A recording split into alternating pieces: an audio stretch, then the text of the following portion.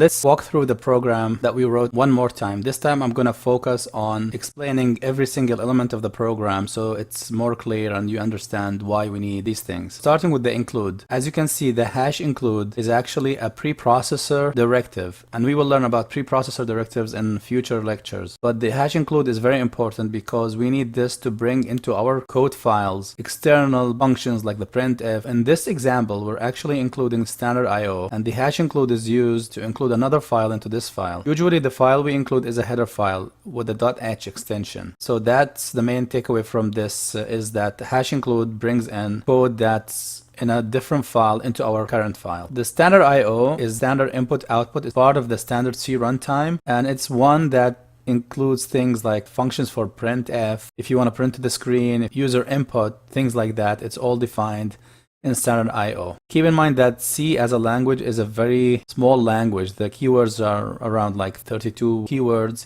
and it adds extra functionality to itself by using external functions and libraries. Standard C runtime is one of these libraries. Void keyword. As you can see, this is a C keyword, which means nothing or no arguments. Main function is returning no values to the caller. Of course, in our case, if you remember, main is the entry point, is the main entry point for this program, which means that the operating system calls into the main and it expects main to return some value to indicate whether it succeeded or failed. But you can ignore this value and you can just say void, I'm not going to return anything. We will learn more about functions in future lectures. What I want you to understand is that main is a function. It's the only function in our program, and it returns nothing to the caller. We're still talking about main, so main again is the program entry point. Keep in mind that it's case sensitive. It's all lowercase letters. If you mistype it and you try a capital letter in there, you will get a syntax error. It won't compile because it expects main to be the entry point. It cannot find it in that case. Since main is a function, each function must have its name followed by parentheses. Then it has a function body between this open curly brace and this closing curly brace. So each function must have a body enclosed inside the curly braces, and it must use parentheses like this. If your function happens to expect some parameters, if any, then they are passed in between the parentheses. We will learn that more in depth when we talk about functions. But if you just leave it like this means that my function, main function, does not need any input parameters. That means that parameter list is empty. Another way to do it is to say void in between the parentheses, and void here is optional. I mean, I typically don't use the void, I just use it this way, just to make it more like other languages. Curly braces are used for two things: for function body, like in this case the body of the function, or to start a new code block. You can nest them inside each other, but you have to keep in mind that they have to always match. Each opening curly brace must be matched with a closing curly brace.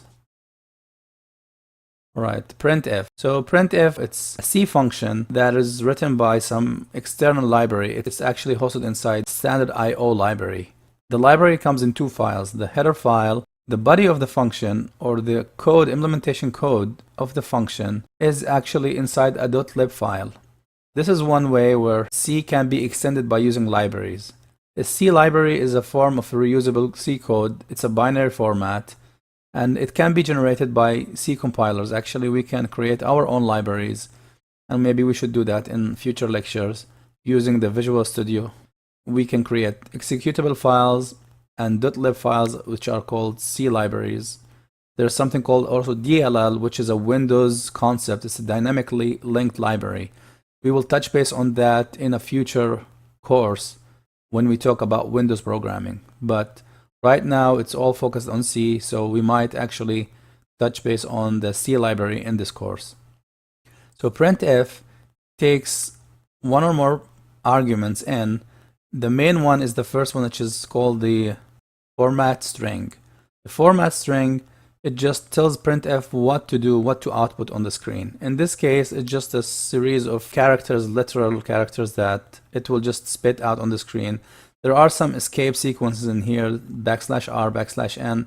These are considered like escape sequences, special characters that printf knows how to execute them in a different way. It's not going to print out on the screen R or N. It's just going to take this as a control character and use it to change the position of the caret on the screen to go down to one line, etc. Okay, just to understand the Newline character and make sure it's clear. On Unix, the Newline character is a \n. On Mac OS Classic, that's version OS 9 and before, it's \r. The new Mac OS X is now using the \n for the Newline character. Windows has always been \r, \n. And for web protocols like HTTP, they also enforce \r, \n.